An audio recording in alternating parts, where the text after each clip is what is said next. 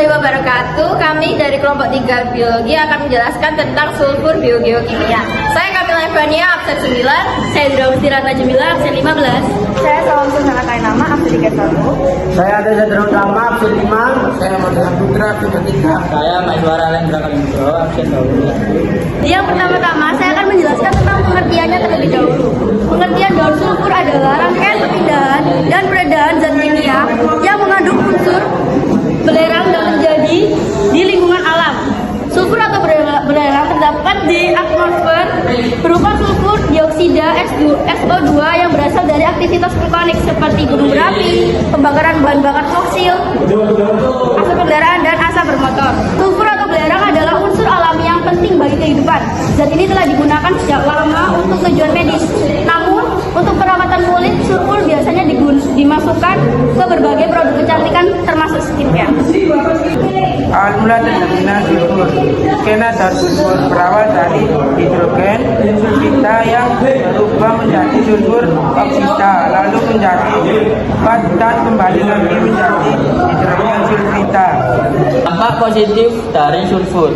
Daun sulfur memberikan dampak positif bagi lingkungan. Ia dapat memperbaiki aroma, warna, serta struktur tembakau, umbi-umbian, dan bawang merah. Hal ini termasuk bentuk dan ukurannya. Jumlah belerang dalam tanah juga mempengaruhi pertumbuhan tanaman. Dampak negatif. Dalam bentuk gas, SO2 dapat menyebabkan iritasi pada paru-paru yang menyebabkan timbulnya kesulitan bernafas, terutama pada kelompok orang yang sensitif seperti orang berpenyakit asma, anak-anak, dan lansia.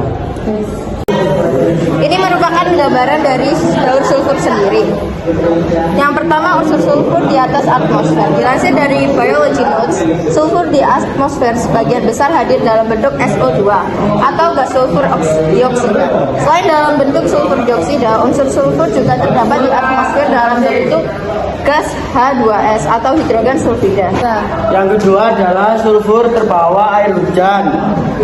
Sulfur dalam atmosfer kemudian dapat terbawa oleh air hujan. Dilansir dari Lumen Learning, air hujan melarutkan sulfur dan membentuk asam sulfat lemah H2SO4.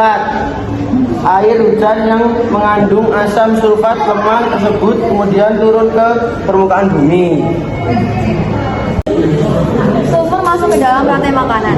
Setelah sampai di permukaan terestrial dan akuatik bumi, sulfur berada dalam bentuk sulfat. Sulfat kemudian diserap oleh tanaman.